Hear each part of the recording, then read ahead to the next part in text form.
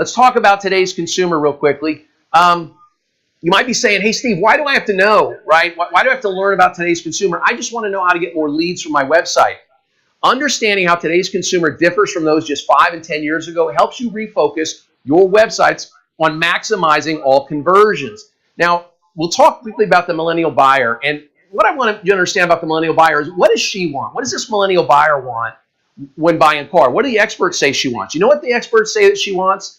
Get this. I was at a training, an OEM training, and this millennial expert was talking to all the dealer principals in the room, and they were taking copious notes. And he said, the millennial buyer wants, you may want to write this down, all the information so they can make an informed decision before buying a car at your dealership. Really? And somehow he doesn't, right? She wants all that information, but he doesn't want that information.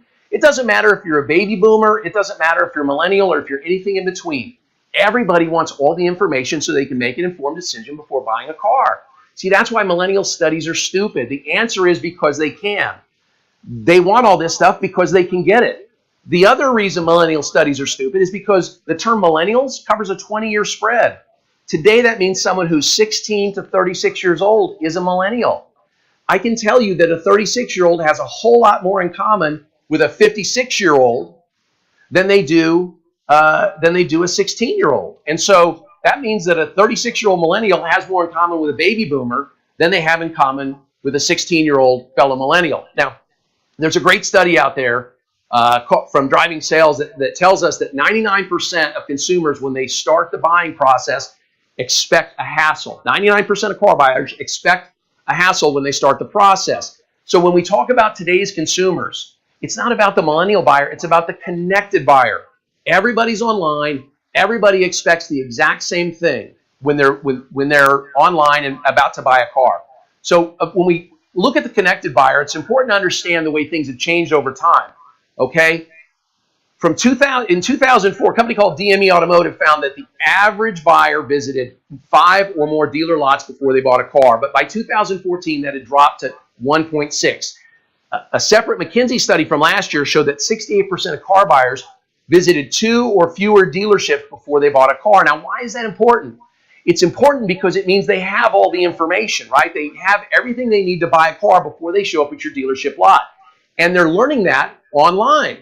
So there are 2 great studies out there that support each other. One's from Driving Sales and one's from AutoTrader.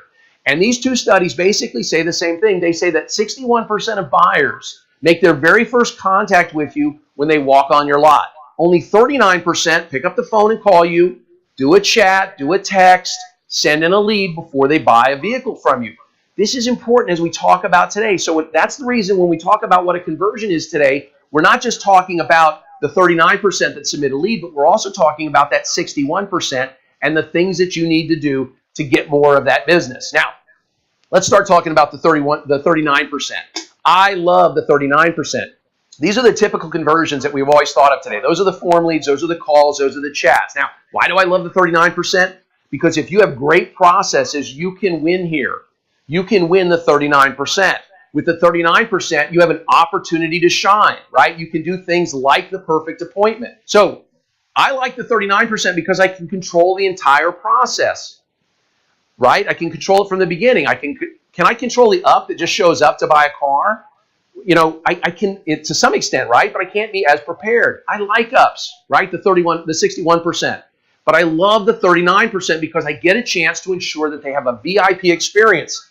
That's what they will rave about, right? They'll rave about that VIP experience. I cannot do that every time with the 61% because I don't know what they want. I can't have the vehicle clean gas parked out front. So what's the strategy to get more of the 39% to buy their car from you? Well, the strategy here is to cast a wide net. Now, there's a big movement out there called the do-it-yourself or the anti-lead movement. And those do-it-yourself and anti-lead movement folks are gaining momentum, right? AutoTrader was, AutoNation was there for a short period of time where they weren't going to use any third parties. Now they're back in the fold.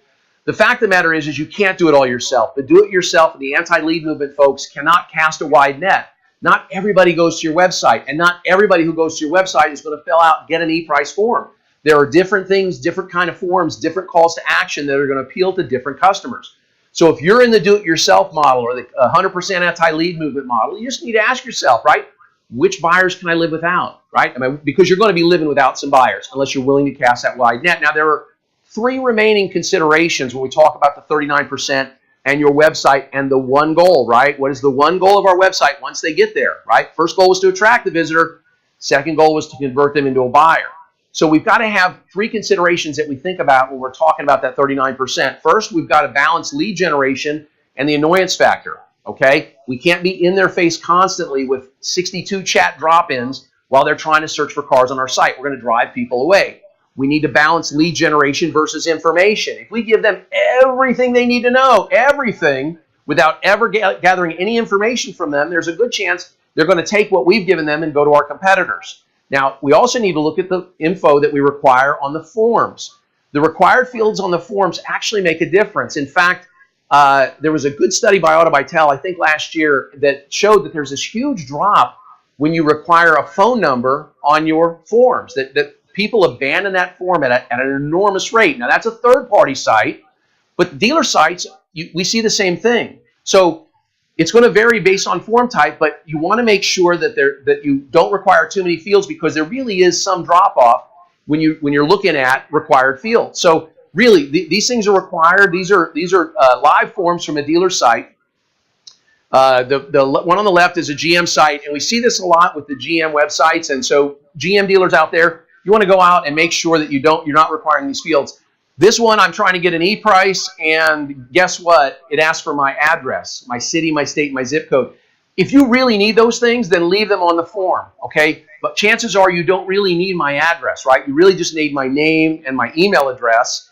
And if you want my zip code, great, but why are you asking for my physical address? It's too personal. How about this one? Another dealer we found recently, they want to verify the location or the equipment on a vehicle, and I just maybe wanted to verify that it was where it was at, and so I completed the lead form, but it wouldn't let me submit it because the message was a required field. I had to put a message in there. Listen, all you want is my name and my email address and my phone number. You should leave it at that. Don't require the message in forms like that. It just doesn't make any sense. How about this one? The VIN. This is who knows their VIN, right? This is what happens typically when you do your own trade appraisal forms on your website, where you don't use a third-party trade tool. Is you create these gigantic forms. We're going to see 2 pages from this form. This page requires the VIN. I don't know my VIN. Now, I know where to find it, but I'm in the car business. Most consumers don't know where their VIN is. And then one more form on this one more page on this same form requires a home phone. My question is, what is a home phone? I haven't had a home phone in 5 years. If you are going to require a phone, fine. Write best phone, write phone. But you don't need to require a home phone.